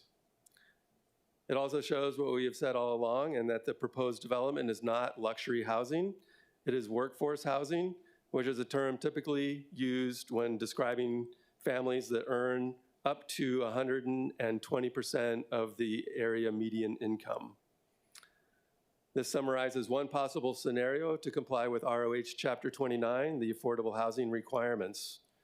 Should the project proceed following the passage of Bill 37, an affordable housing agreement would be developed during the zone change process. That agreement could be substantially and is expected to be substantially different than what is shown here. Like I said, this table only this table shows only one possible scenario, and it shows the minimum required by Chapter 29, which is 5% of the units going to affordable housing. Furthermore, this as I already mentioned, this will be adjusted during the zone change process and the development of an affordable housing agreement with Department of Planning and Permitting. And it could be substantially modified further should the applicant seek HUD or other affordable housing incentive programs during its development. It will likely be at least 4 years until anyone occupies a unit at the project. The monthly rents in 2029 will surely be different than the numbers shown in this table. And I'll also note that market rents, as the name suggests, are established by the market. The market rents shown here is consistent with rents that have occurred in the neighborhood in the last year or two. And I'll note that it is only 11% higher than the affordable housing rent. The affordable housing rent is based on the area median income, or a family earning 80% of the area median income. Our early market study indicates that demand for units of this type well outpace the number of units that are proposed by this project. During the permitting process, including the development of an affordable housing agreement and applying permit conditions that may be required during both this process and the future zone change process, the project may be adjusted in terms of the number of units, the type of units, and things of that nature. So this is just a conceptual, what we've been presenting here is just conceptual for this time. But that concludes my presentation. I thank you for your attention and consideration of Bill 37, and we're available to answer questions from committee members. Thank you. I'm going to start off the line of questioning. With regard to the page that has conceptual rental rates, I know that you talked about workforce development, which many of us support. In fact, a recent 201H project in Kaka'ako for Waiakoa included a lot of that. So in your chart here, I don't see a column for 120 to 140 AMI. You have the word a market rental versus 80 AMI. So where is the workforce development among these total units? Yeah, so the affordable housing agreement will potentially include a set aside for workforce housing in the 100 AMI and the 120 AMI categories. But Chapter 29 does not require that specifically. And so what I've been shown here is just the minimum that is required by Chapter 29. However, it is our understanding and expectation that during the zone change process, there will be further development, and this table will certainly change. So what is your estimate for workforce development? I guess I know you're citing a lot of regulations and everything. We don't need to be constrained by that, because at the end of the day, you can do whatever you want. So if you're going to talk about workforce development, then demonstrate it. And so I just don't see it here. Market rental is not the 120 to 140 workforce development category. Well, at $2,800 a month that we estimate currently for market rental is consistent with a 120 AMI rental rate. Okay, so why don't you put that down? Because you know market rate can be more, right? Yes, it could be. And like I said, the market determines No, the rate. I yeah. understand. I'm just worried that you need to get in a level of comfort. If you're going to be speaking workforce development, then demonstrate it. That's all I'm trying to say. Because you could put market rental here, and for all I know, you change the 2,800 to market rent, and it's above the 120, 140 range. That's all my only comment. Members, any questions? Councilmember Weyer. Thank you, Chair. I appreciate the presentation. And yeah, actually, I appreciate those questions. I had kind of some follow-up too. So is the 2,500, and again, I'm looking at the conceptual rental rates, is that the 2024 number, or is that the small area fair market rent, 80% AMI, or is that just, or how do we get that number? Yeah, good question. So the 80% AMI, we take the maximum. So you can go to the DPP website, and they have a page on affordable housing, and they talk about they give you what 80% AMI is there, and then the assumption is that a family earning 80% of the AMI can use 30% of their income to spend on rent and utilities. And so that number is roughly 2,700 some. And then we deduct the utility cost of utilities, and the average electrical bill on the island of Oahu is roughly $200-something. So we reduce the 2,700 by that amount to get to 2,500 for monthly rent. I see, because the cutoff is inclusive of utilities. Yes, the 30% includes utilities. I mean, not all, like not your cell phone, but like the things that are related to your house. Water, yeah. Appreciate that. I'm just curious, and we'll hone in on the project. I know that the bill, it's a conceptual project, and the bill's broader in terms of its purpose. How much flexibility do you envision with the affordability ratio? And I'm just curious because I think that when you're looking at this particular area, there's so few places to put housing on North Shore, given just the agricultural components, right? And given that limited option, I mean, we have like the Wailua Milk Camp project, that's going to be mostly 60% AMI when it materializes. But then I think the bulk of even the SMAs that come through, like those are well above. I mean, it's what it is, right? And that everyone can do what they want with their private property. So knowing that there probably is a need for that range of affordability, I'm just curious how much flexibility, because that you're doing 2 bedrooms, right? 60% AMI household, 3 to 4 person, say like couple with a kid or a couple with 2 kids would be like 82 grand to 91 grand a year, their income.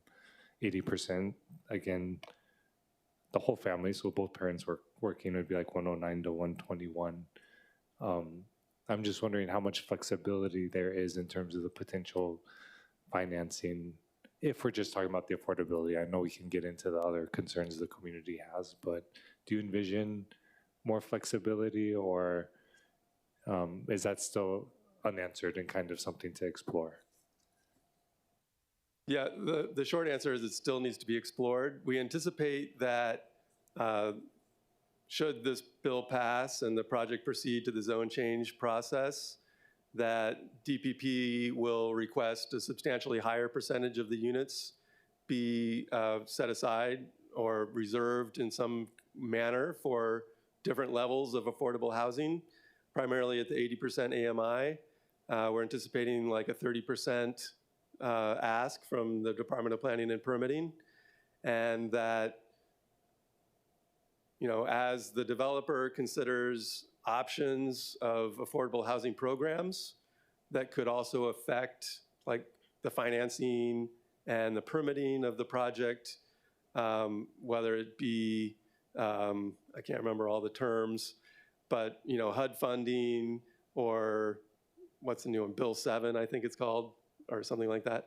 There are a number of programs, and should one of those programs be sought out by the developer, then that would also substantially change the affordable housing component. So there certainly is opportunities for negotiation and consideration of a greater, I mean, what I'm showing here on the slide is just the bare minimum to comply with the ordinance 29, but it's understood that there'll be more.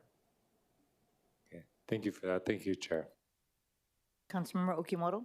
Thank you, Chair. Good morning.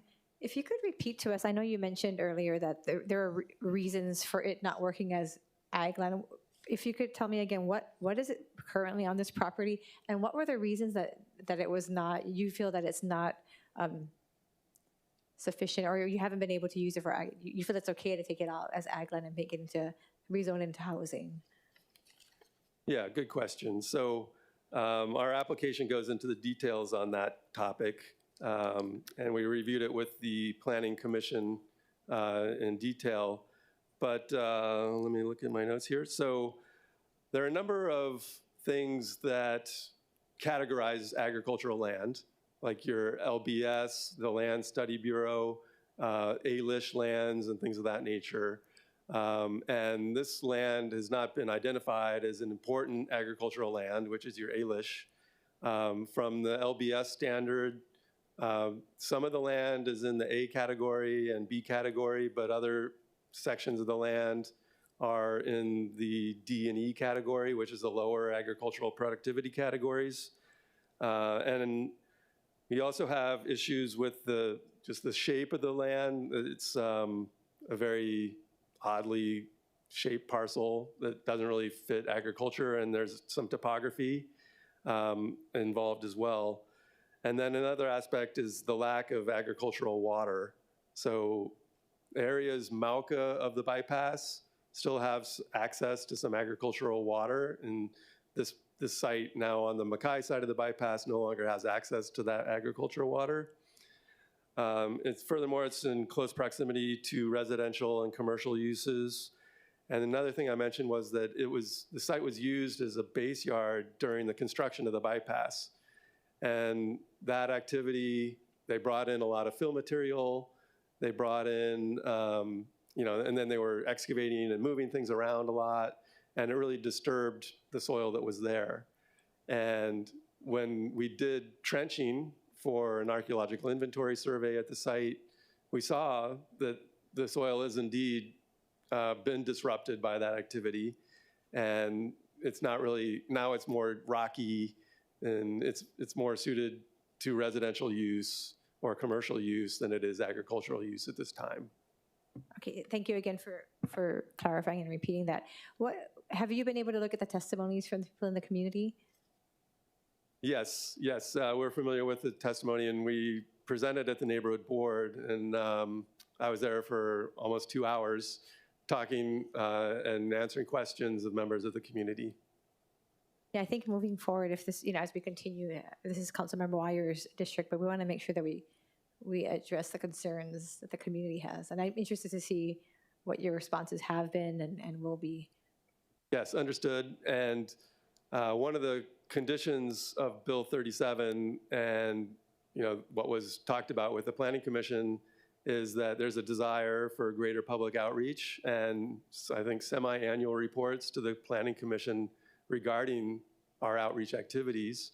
So should Bill 37 pass and we move into a zone change application process, there will be more outreach to the community, to the neighbors, and more broadly on the North Shore.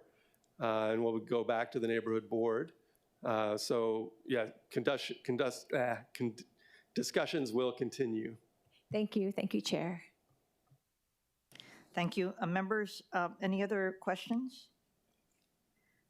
Vice Chair DeSantis-Tam. Thank you.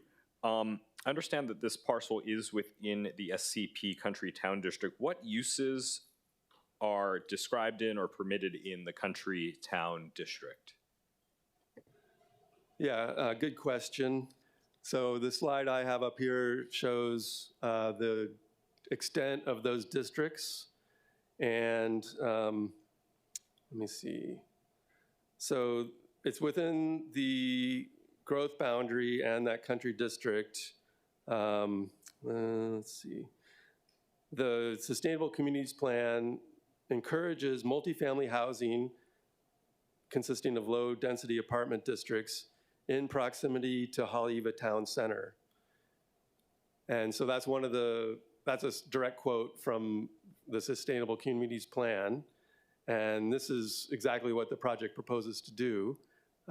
So in that regard, we feel like we're in compliance with the plan. The plan also has some very specific outlines of how tall and how parking should be situated in an apartment kind of development like what is proposed. And the design, our concept design now is consistent with those guidelines.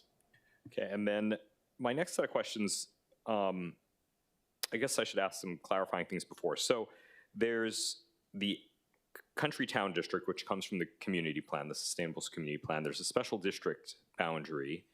There's a community growth boundary.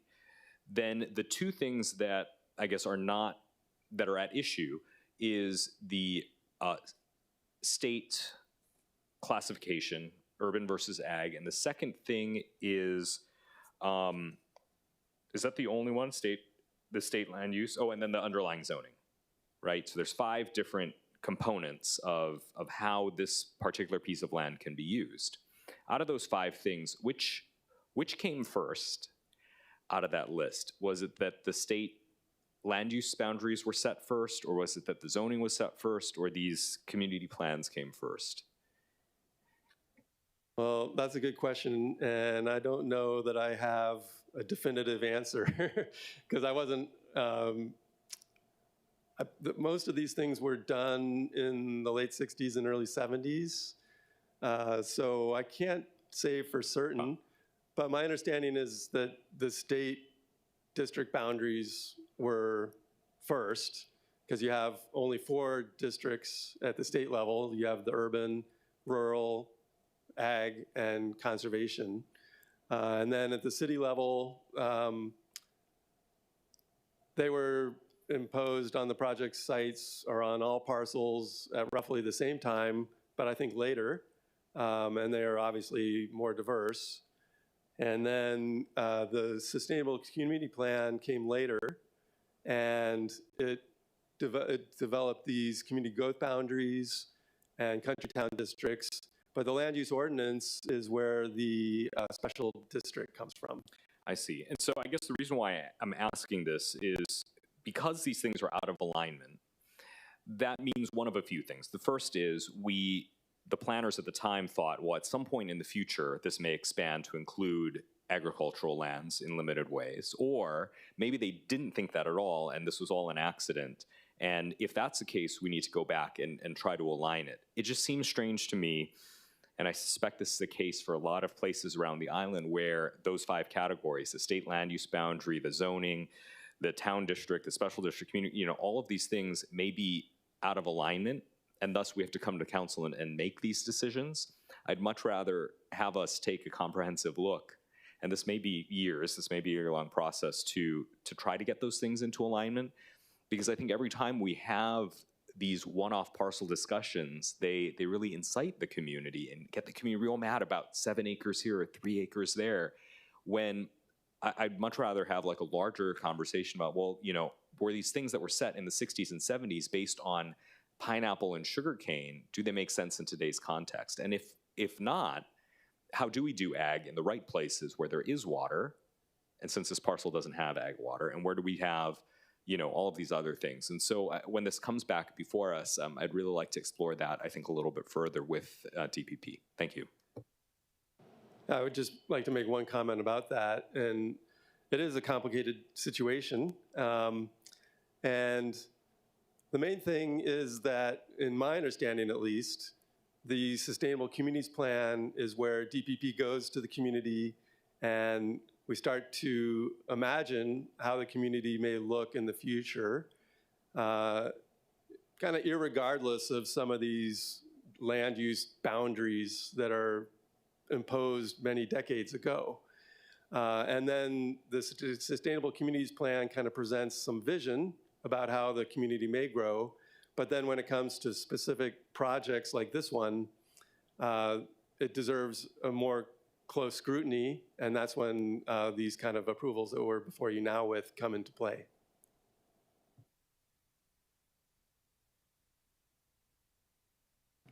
Members, any other questions? Thank you. Before I call up the administration, I would like to take public testimony, proceeding first with in-person testimony in the council chamber. Clerks, do we have any in-person testifiers for this item? Chair, we have a few. First testifier is Kathleen Pahinui.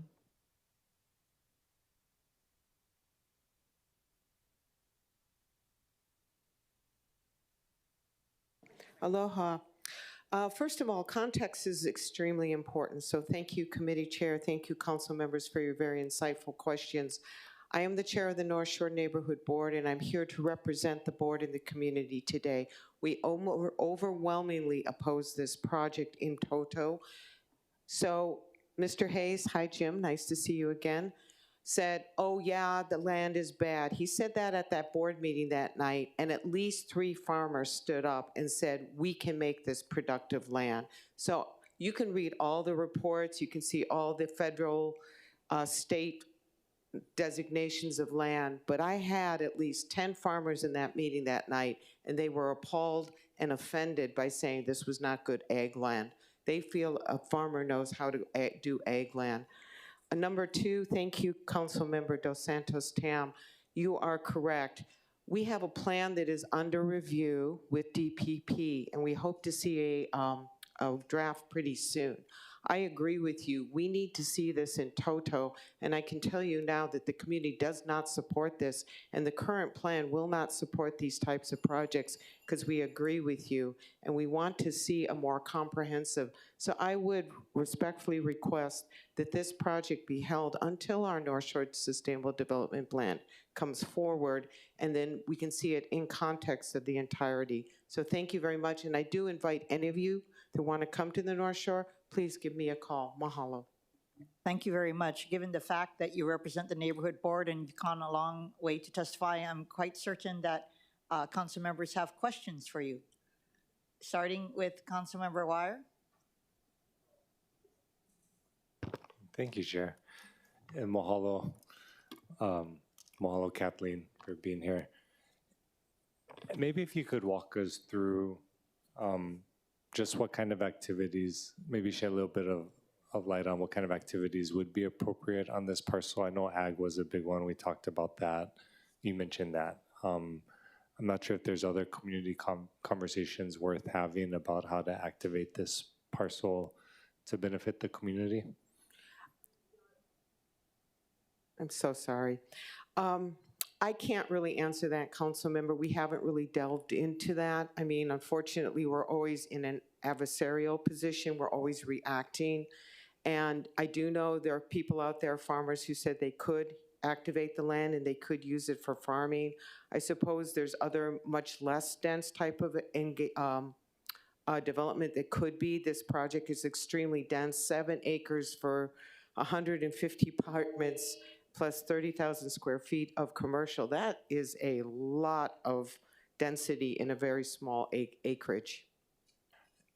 Do you, and I'll just ask one more question. You bring up the commercial too, because that's a component of, I guess, the conceptual plan at least, right? And so maybe shed some light on just the difference between, say, Wailu Mill Camp, that project, and maybe some of the conceptual ideas that have been thrown out here, if that makes sense. Yeah. Yes, absolutely. Well, first of all, Mill Camp's been before the neighborhood board at least 3 times, and their last presentation was extremely detailed as to the AMI, how many units, who they market to, et cetera. I have to be honest, Jim, I don't remember seeing that slide in our presentation. It wasn't, he says it wasn't when he came to the board last October. So I got to tell you, those are really expensive rents. Yes, the rents on the North Shore are very expensive. Yes, we do need affordable rental. We think the Mill Camp project, which is in an area that's already been residential like for the past 100 and some odd years, seems to be more appropriate. It's more out. It's away from the density of Haleiwa. Anyone that drives through Haleiwa, I don't care what time of the day or day of the week it is, it's intense. and there are just times you can't even get through it. And we've got construction going on in Laniakea right now. It's not pleasant. And even last weekend, trying to get through on a Saturday was horrific. Yeah, appreciate that, because the milk can project is proposed to be a few hundred units. Is that your understanding? Just under 400, actually, Yeah. of affordable rentals, which the board cautiously supports at this point. We haven't taken a position on it, but we cautiously support it. And the board did support the rearrangement of the community growth grounding to accommodate that project. So the board isn't against, the community's not against everything that comes before us. We just want to be sensible about where we see it. Yeah, mahalo for Thank that. you.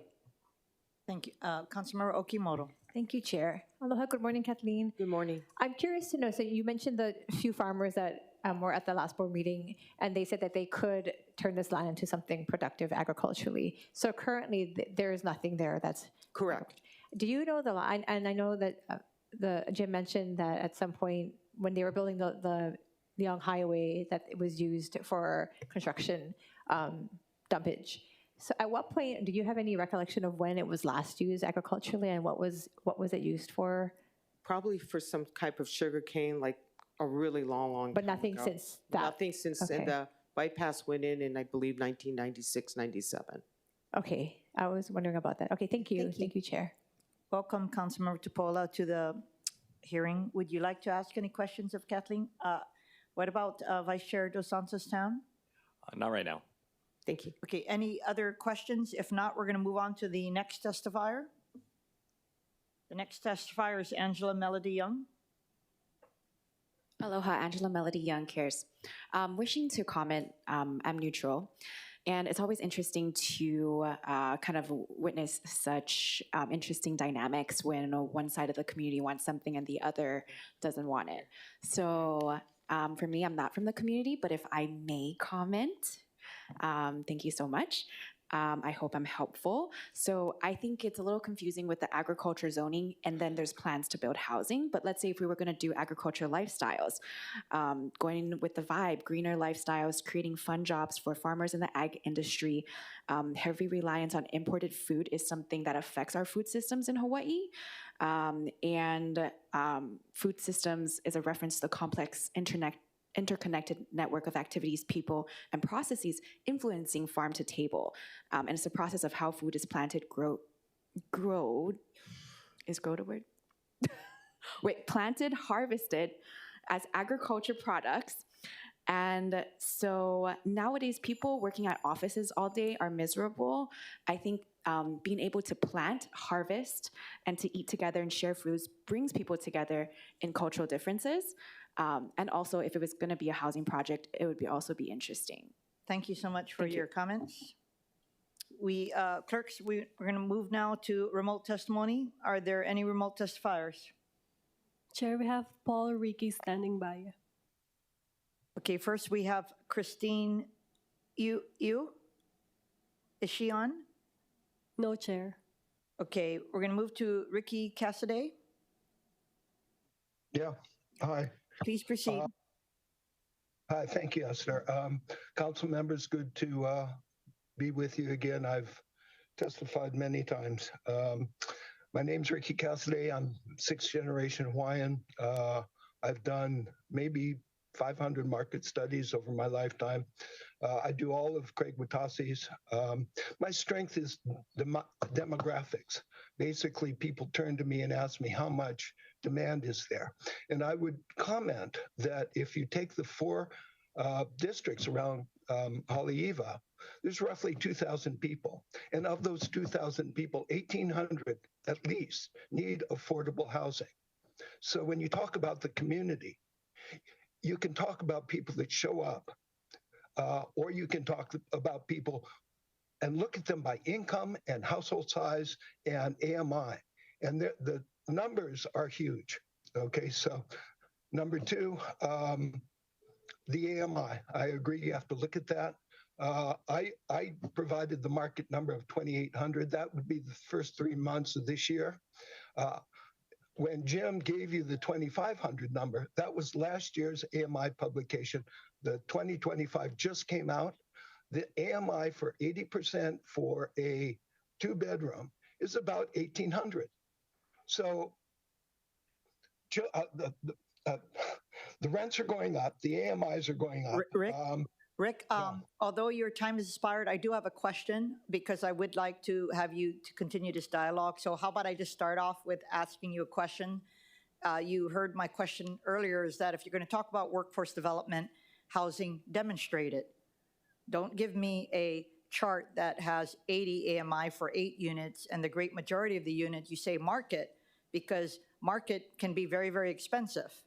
And so can you continue your train of thought with regard to your thought about the need for workforce development in this area?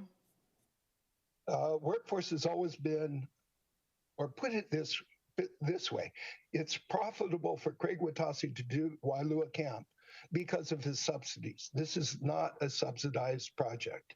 Some of it is going to go for sewer, et cetera.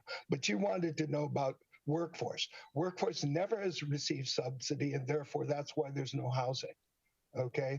And then on top of moving land designation into a thing,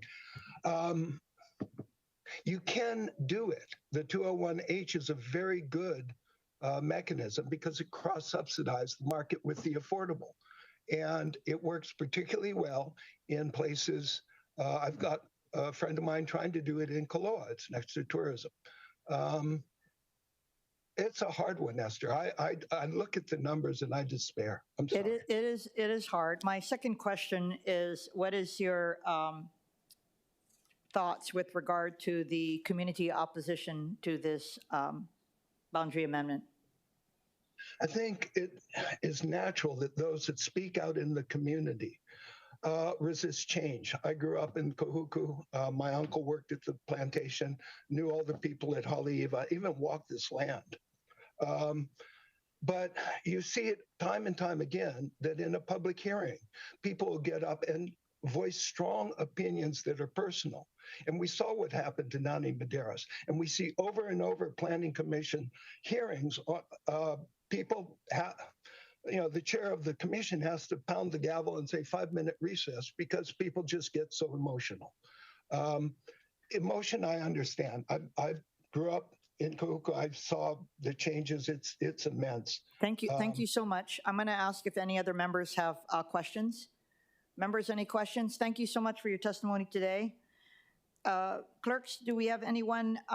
If anyone is online, please use the raise hand feature in Zoom if you'd like to testify on this matter.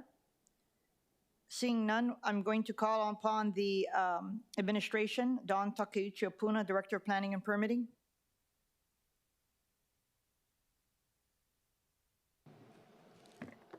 Good morning. My name is Dina Wong. I'm the Chief Planner for DPP's Planning Division, and we are in support of Bill 37. The proposal to change the state land use designation from ag to urban, it is consistent with our current North Shore Sustainable Communities plans, and the project fulfills the need for affordable housing in the area. We're supportive of infill development, preventing further sprawl, and preserving open space and ag land in rural areas.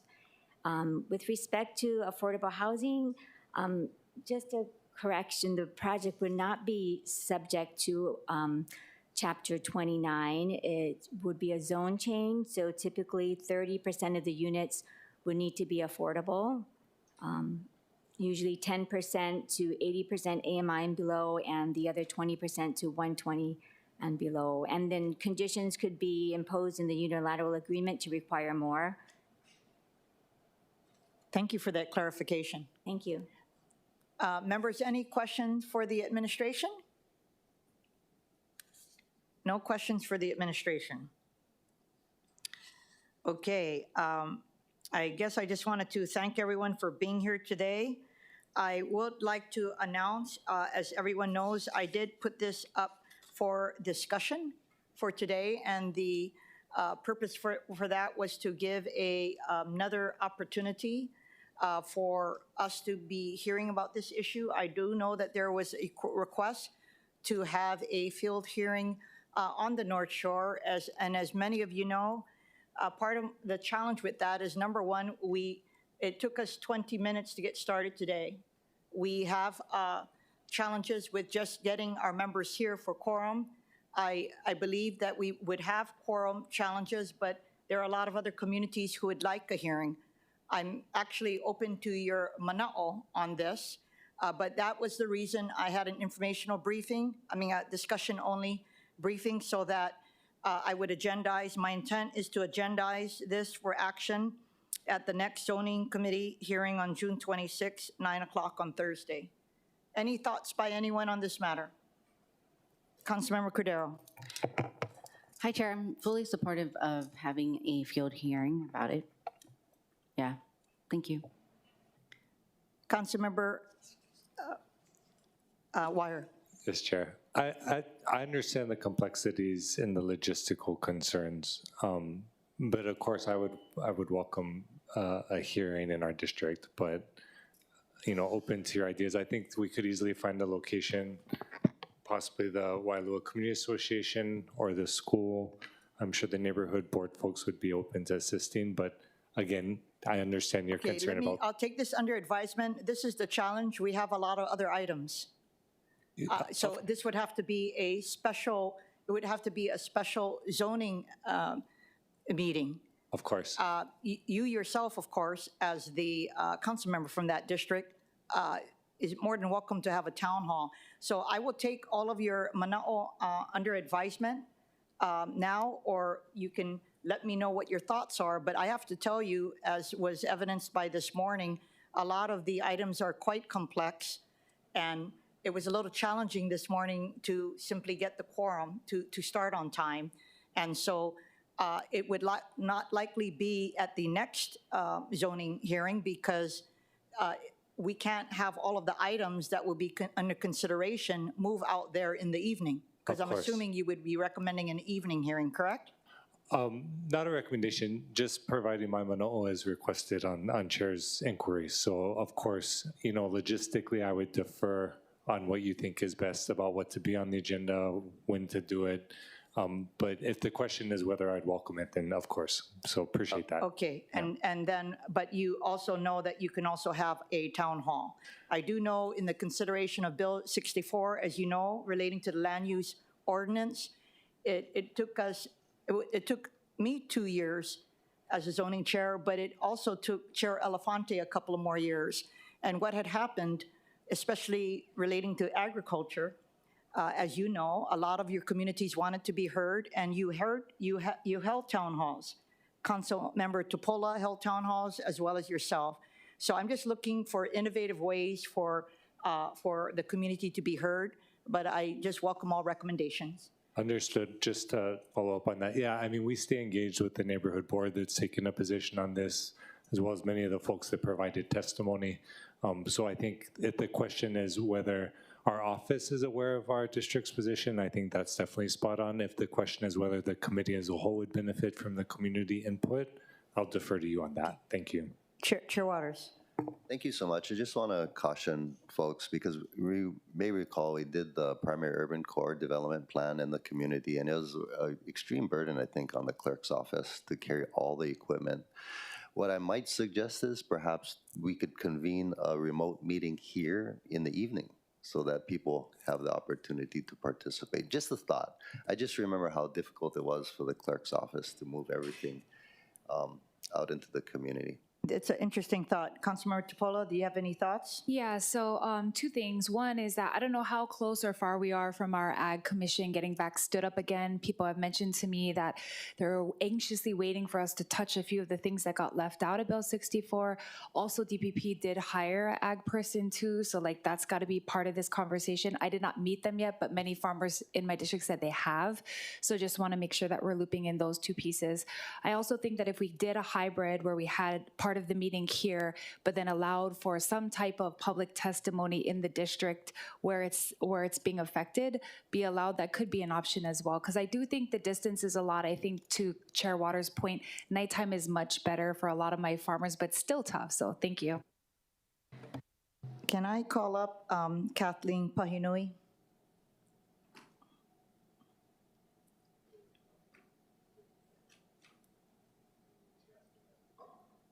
Kathleen, what is your thought with regard to a remote evening? It would have to be a special meeting so that we would not clog up the calendar. What is your thoughts? I will do everything to make it a success. So you would be open to that? Yeah, I think we can make it work along with Councilmember Weyer's office, most definitely. Okay. And what it could be for further discussion or for action. So I will take that under advisement. Thank you so much. Okay, members, I'm going to be wrapping up this. Chair, really quick, who made the request? Councilmember Councilmember Cordero. Chair, who made the request?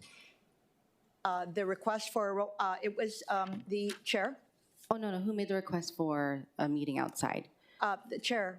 I have been in previous discussions with the chair of the. Oh, the chair of the, okay, got it. Okay, got it, thank you. And if you look at the testimony, I believe Denise Antolini has also put in a request to hold a meeting in Haleiwa town so that the community's voices could be heard. So, okay, so members, with that, I just want to thank everyone for being here today. There being no further business, this meeting is. Chair, can you, before you adjourn, can you just make an announcement that will start executive management in 5 minutes? For those who are listening, the other members and the public, the executive management hearing will start in 5 minutes. Thank you so much. And there being no further business, this meeting is adjourned.